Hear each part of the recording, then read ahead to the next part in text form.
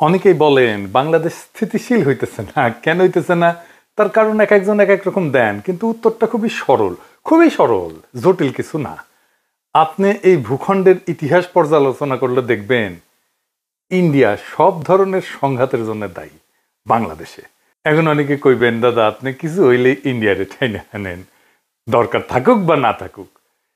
কথাটা শুনে দেখেন, যে জিনিসটা বাংলাদেশকে অশান্ত কইরা রাখছে, আসলে মূল ব্যাপার, একদম মূল ব্যাপার, সেটা হইতেছে বাংলাদেশকে ইন্ডিয়া কি দেখতে চায় আর বাংলাদেশ কি হইয়া উঠতে চায়। এই দুয়ের দ্বন্দ্ব বাংলাদেশকে অশান্ত করে রাখছে। এইটা যতদিন ফয়সালা না হবে ততদিন এই অশান্তি যাবে না। বাংলাদেশে ইন্ডিয়া আসলে কি চায় আর কিভাবে চায়, এই দুইটা প্রশ্নের উপরে নির্ভর করতেছে আপনার বোঝাপড়া বাংলাদেশ কেন অশান্ত থাকতেছে আর কেনই বা খুব সহসা এই অশান্তি থেকে স্থিতিশীল হওয়ার সম্ভাবনা নাই। কেউ কিছু মনে করেন না, আমার এই কথা শুনে আবার কেউ হতাশ হয়ে যায় না, কিন্তু এটা বাস্তবতাকে মোকাবেলা করাটা ভালো। এই দুইটা প্রশ্নের ফয়সালা করেন, বাংলাদেশ শান্ত হবে, স্থিতিশীল হবে। এই জন্য এই দুইটা প্রশ্নের উত্তর সমস্ত রাজনৈতিক দলকে দিতে হবে। সেটা হইতেছে ইন্ডিয়া প্রশ্নে, ইন্ডিয়ান নীতির প্রশ্নে আপনার অবস্থানটা কি, এটাতে পরিষ্কার করতে হবে। আপনি কি জানেন কিনা ইন্ডিয়া আসলে কি চায় বাংলাদেশে? আসেন একটু বুঝে দেখি বাংলাদেশে ইন্ডিয়া কি চায়। ইন্ডিয়া সেটাই চায় যা হাসিনা তারা দিচ্ছে, সোজা হিসাব। আর বাংলাদেশে হাসিনার মতো একটা সরকার চায়, যে বাংলাদেশের নানা ইনস্টিটিউশনের মাধ্যমে বাংলাদেশকে একটা ভারতের অধীনস্থ করজ রাজ্য হিসেবে টিকায় রাখবে। রাষ্ট্র হিসেবে না, একটা রাজ্য হিসেবে। সেখানে নাগরিকরা ভোট দিতে পারবে না, রাষ্ট্রে কোনো ইনস্টিটিউট বা প্রতিষ্ঠান থাকবে না, আদালত থাকবে না, থাকলেও সেটা আজ্ঞাবহ, নির্বাচন কমিশন থাকবে না, থাকলেও সেটা আজ্ঞাবহ, যা বলবে সেটাই করবে, পুলিশিং থাকবে না। পুলিশিং মানে হবে ধরো, পিটো, মারো, খাও, ঘুষ খাও, এটাই হবে পুলিশিং। ব্যুরোক্রেসি থাকবে না। মানে একটা রাষ্ট্র হয়ে ওঠার জন্য যা যা দরকার তার কিছুই থাকবে না। সিভিল সোসাইটি থাকবে না, মিডিয়া থাকবে না স্বাধীন, এমনকি পেঁয়াজও তুমি উৎপাদন করতে পারবে না, করলেও আমদানি করতে হবে। তোমার দেশে ডাক্তারি বলে কিছু থাকবে না, তোমার রোগ হইলে চিকিৎসার জন্য ইন্ডিয়া যেতে হবে। আপনার দেশের জুই নারকেল তেল বিক্রি হবে না, যতই ভালো কোয়ালিটি হোক না কেন, প্যারাসুট চলবে। আপনার চাকরি হবে না বাংলাদেশে, এক্সিকিউটিভ আসবে ইন্ডিয়া থেকে।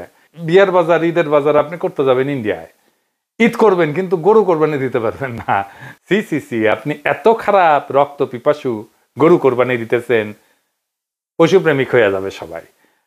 আপনি পায়জামা পাঞ্জাবি টুপি পড়তে পারবেন না, আপনি মাদ্রাসায় বাচ্চাকে পড়াইতে পারবেন না, আপনার মসজিদে ঢুকে পেটানো হবে। ফিলিস্তিনের আল আকসা মসজিদের মতো আপনার বাইতুল মোকাররমের চারপাশে থাকবে পুলিশের ঘেরাও, আপনাকে কাঁটাতারে ঘিরে রাখা হবে, তারপরেও নিয়ম করে আপনাকে মাইরা কাঁটাতারে ঝুলাই রাখা হবে বর্ডারে। আপনার নদীতে পানি আসবে না, কারণ সব নদীতে বাদ দিয়ে রাখবে আন্তর্জাতিক আইন অমান্য করে।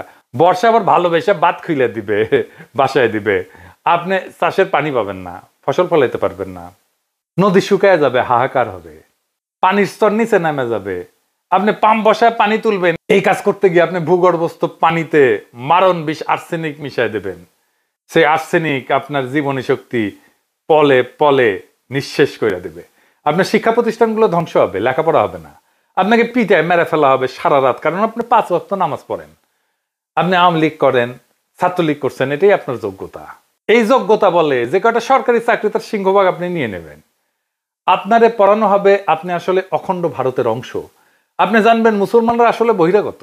আপনি কথা বলবেন, আপনাকে জেলে নেওয়া হবে, পিটানো হবে, ক্রস ফায়ারে মেরে ফেলা হবে, দেশ ছাড়া করা হবে, পেটের নাড়ি ভুড়ি বের করে সিমেন্টের স্ল্যাব বেঁধে নদীতে ডুবাই দেওয়া হবে, কোনোদিন আপনারে খুঁজে পাওয়া যাবে না। চলন্ত ট্রেনের নিচে ফেলে দেওয়া হবে হাত পা ব্যাগটা, নয়তো আয়নাঘরে বন্দি রাখা হবে বছরের পর বছর। এই আয়নাঘর আর কোথাও না, আপনার ক্যান্টনমেন্টের মধ্যে। সবাই জানে, সব জেনারেল জানে, তারপরে ওইটা চলবে। কোনো কিছু বানায় বলা না, তাই না? সবকিছুই ঘটছে বাংলাদেশে। আর এইসবের কারণ আর কিছু না, কারণ একটাই, সেটা হইতেছে বাংলাদেশ একটা মুসলিম মেজরিটি দেশ। আর সেই বাংলাদেশ ভারতের মিথিক্যাল অতীতের অংশ, সে অখণ্ড ভারতের অংশ বাংলাদেশ। সেই অংশ সে ফেরত চায়, তার আগে তাকে পরিশুদ্ধ করে নিতে চায় তার জনগোষ্ঠীকে। কারণ এই জনগোষ্ঠী আগে হিন্দুই ছিল, তারা মুসলমান আগ্রাসনে ধর্মান্তরিত হয়েছে বলে তারা মনে করে। এদের পরিশুদ্ধ করতে হবে যেন মননে সে অখণ্ড ভারত মাতার সন্তান হয়ে ওঠে। তাকে নতুন এক ধর্মে দীক্ষিত করতে হবে, যার নাম অসাম্প্রদায়িকতা। এই অসাম্প্রদায়িকতা ধর্মে আপনি কোরবানি দিলে সাম্প্রদায়িক বর্বর, কিন্তু পয়লা বৈশাখের নামে অষ্টমীর এক ডালিয়া উদযাপন করতে পারবেন।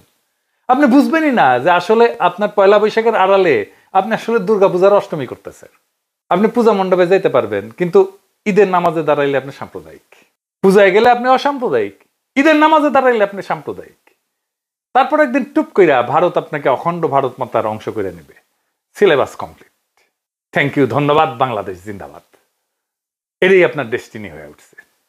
এই যে আওয়ামী আর ইন্ডিয়ান প্রজেক্ট, তাই মোমেন্ট প্রকাশ্যেই বলছিল ভারতকে, সে বলছে হাসিনাকে টিকায় রাখতে হবে। শোনেন, আবার শোনেন অনেক আগের কথা। আমি ভারতে গিয়ে যেটি বলেছি যে শেখ হাসিনাকে টিকে রাখতে হবে। শুনেছেন? শুধু তাই না, ভারত আর বাংলাদেশের স্বার্থ যে এক, সেটাও সে ঘোষণা করছে। ভারতের বিজয়ই আমাদের বিজয়। শুনেন, আমাদের বিজয় ভারতের বিজয়, বুঝছেন? আমাদের উন্নয়ন ভারতের উন্নয়ন, ভারতের উন্নয়ন আমাদের উন্নয়ন। তাইলে আপনার মূল সংকট হচ্ছে আপনার বাংলাদেশ রাষ্ট্র থাকবে কিনা। এই যে ইন্ডিয়ার প্ল্যান, সে হায়দ্রাবাদ খাইছে, সে গোয়া খাইছে, সে জুনাগড় খাইছে, সে সিকিম খাইছে, সে কাশ্মীর খাইছে, একইভাবে বাংলাদেশকে খাইয়ে নেবে। সে তার অখণ্ড ভারতকে সম্পূর্ণ করবে, যেটা তার স্বপ্নে আছে, যেটা তার সংসদ ভবনে লাগাইছে, অখণ্ড ভারত। তাই বাংলাদেশের সার্বভৌমত্বের সংকট আপনার প্রধান সংকট। আপনার প্রধান আশঙ্কা মহাভারতে বিলীন হয়ে যাওয়ার আশঙ্কা। এই আশঙ্কাকে আমরা আসলে কিভাবে মোকাবেলা করব? এখন প্রথমত আমাদের দেশের ভিতর একটা শক্তিশালী জাতীয় ঐক্য লাগবে। সেই জাতীয় ঐক্যের সম্ভাবনাকে সবসময় ধ্বংস করে দেয় ইন্ডিয়ানরা। আমি কাউকে উদ্দেশ্য করে বলতেছি না, কিন্তু আপনারা দেখছেন বৃহত্তর জাতীয় ঐক্য কারা নষ্ট করছে, যেটা 5ই আগস্টে তৈরি হয়েছিল, জুলাই আগস্ট বিপ্লবে তৈরি হয়েছিল। জাতির যে আকাঙ্ক্ষা কারা কিভাবে ধ্বংস করছে সেটা আপনারা দেখছেন। 2 নম্বরে রাষ্ট্রের প্রতিষ্ঠানগুলো পুনর্নির্মাণ করতে হবে, যেগুলো হাসিনা ভেঙে দিয়ে গেছে, যেটাকে সংস্কার বলতেছে প্রফেসর ইউনূসের সরকার। তার ফলে রাষ্ট্রের প্রতিষ্ঠানগুলো যে ধ্বংস করছে হাসিনা, তা পুনর্গঠিত হবে সংস্কার করলে। এই জন্য এত সংস্কার সংস্কার সংস্কার সংস্কার শোনা হচ্ছে। কোন সংস্কার করতে দিতে চাচ্ছে না কারা আপনারা জানেন? আপনারা দেখতেছেন সংস্কার করতে যে নির্বাচনে দেরি হইলে বাধা দিবে বিএনপি। এই বছরই নাকি সংস্কার সম্ভব, দিল্লি স্টারে মাহফুজ আনাম কইছে। কই থেকে আসছে? দিল্লি স্টারে মাহফুজ আনাম যখন লেখে, এটা কই থেকে আসে? এটা দিল্লি থেকে আসে। দিল্লি থেকে কয়া দেয়, মাহফুজ আনাম লিখে দেয়, চেপে দেয়। নির্বাচন বিএনপি কবে চাইছে? 2025-এর মার্চ এপ্রিলে, সেই 2024-এর ডিসেম্বরে চাইছে। আমি বেনে বেনে করছি না, দেখেন ডিসেম্বরে করছে আগামী 3-4 মাসের মধ্যে নির্বাচন চাই। এইটা সাহেব তারিখ দেখান। বিএনপির নেতারা কি ব্যাখ্যা দিবেন? 2025-এর এপ্রিলে কেন চাইছিলেন বা মার্চে কেন চাইছিলেন নির্বাচন? আপনি তো এখন ডিসেম্বরে চান নির্বাচন, মানে আপনি এখন কনভিন্স যে ডিসেম্বরের আগে নির্বাচন সম্ভব না। তাইলে মার্চ এপ্রিলে কেন চাইছিলেন?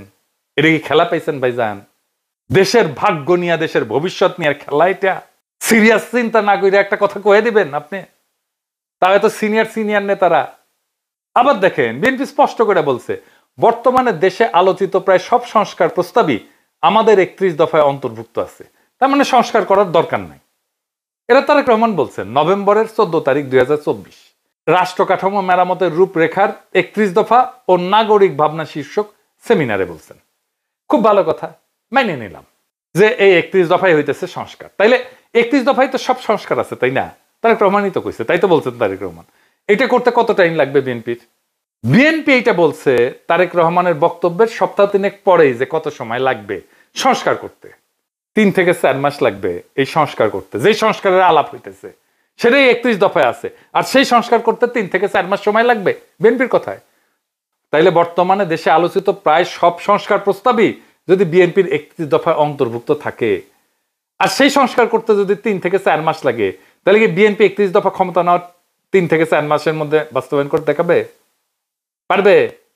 হুদাই একটা কথা বলে দিলেই হইল। যাই হোক, বাদ দেন। এরপরে আমাদের আর কি লাগবে? এটা খুব গুরুত্বপূর্ণ, আসেন এটা একটু বুঝে দেখি। এরপরে আমাদের লাগবে এমন একটা শক্তির বন্ধুত্ব যারা আমাদের সার্বভৌমত্বের রক্ষা কবচ হয়ে থাকবে। মানে ইন্ডিয়া যদি আমাদের অ্যাটাক করতে আসে, আমাদের পাশে কে দাঁড়াবে? কারা হইতে পারে সেই শক্তি? আমাদের খুব বেশি চয়েস নাই, কিন্তু কারা হইতে পারে বলেন? ওয়েস্ট, পশ্চিম। হ্যাঁ, এই পশ্চিম ভাই ইসলামোফোব দুনিয়া।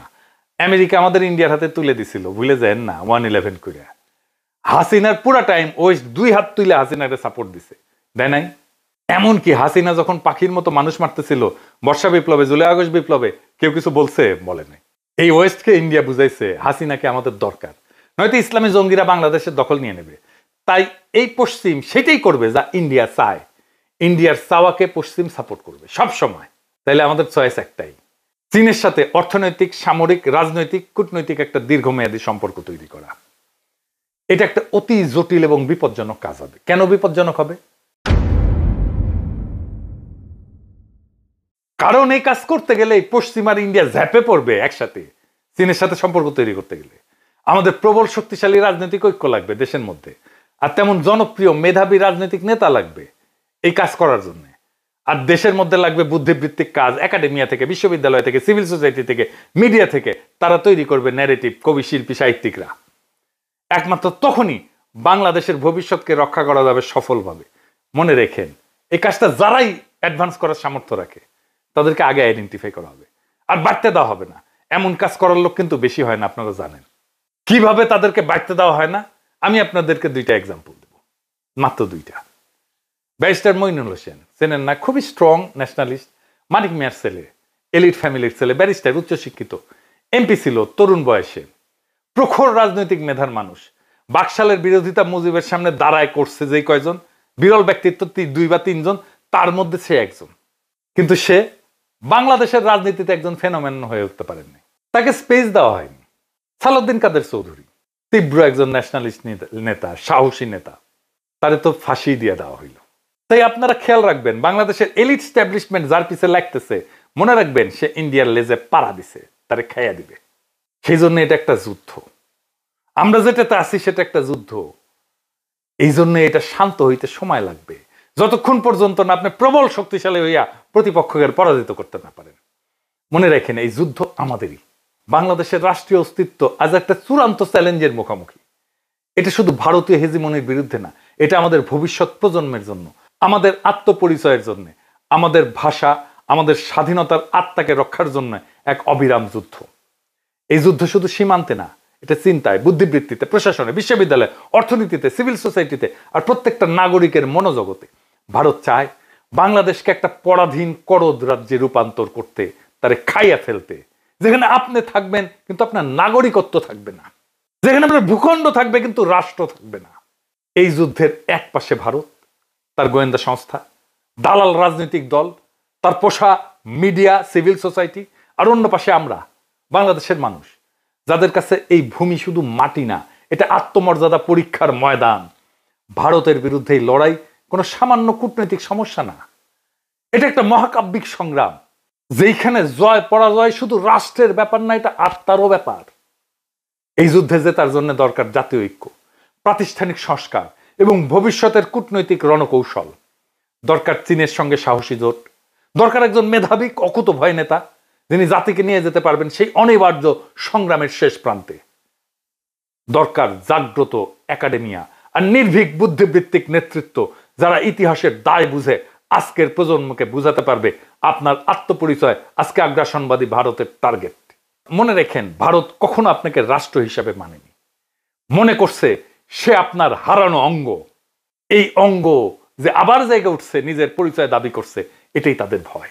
তাই তারা হাসিনার বদলে আর একটা পুতুল সরকার আনতে চায়, যাতে বাংলাদেশ আর কখনো মাথা তুলে না দাঁড়াইতে পারে। কিন্তু ইতিহাসের চাকা ঘুরছে। আজ প্রশ্ন একটাই, আপনি কি এই চক্রান্তের বিরুদ্ধে দাঁড়াতে প্রস্তুত? আপনি কি আপনার স্বাধীনতা, আপনার ধর্মীয় অধিকার, আপনার আত্মপরিচয়, আপনার ভাষা আর আপনার স্বপ্নের বাংলাদেশকে রক্ষা করতে চান? তাহলে এই যুদ্ধ আপনারও। এই যুদ্ধ শুধু নির্বাচন বা সংস্কার নিয়ে না, এটা একটা জাতির আত্মার অস্তিত্ব রক্ষার লড়াই। আপনি যদি এই যুদ্ধে অংশ না নেন, তাহলে একদিন জেগে উঠবেন সেই রাষ্ট্রহীন, আত্মাহীন ভূখণ্ডে যার নাম একদিন ছিল বাংলাদেশ। এখনো সময় আছে, জায়গা ওঠেন, সংগঠিত হন, কারণ এইবার না পারলে আর কোনোবার আমরা পারবো না। বাংলাদেশ বাঁচলে আপনি থাকবেন। বাংলাদেশ গেলে শুধু আপনি বাংলাদেশ গেলে আপনি শুধু নামে থাকবেন, নাগরিক থাকবেন না। এটা আপনার যুদ্ধ, এটা আপনার সময়, এটা আপনার নিয়তি রচনা করার সেই সুযোগ। আসেন আমরা আগে যাই সেই ইস্পাত কঠিন ঐক্য গইরা সেই ইতিহাস রচনা করতে, সেই অনিবার্য বিজয়ের পথে। ইতিহাস অপেক্ষা করতেছে। ইনকিলাব জিন্দাবাদ।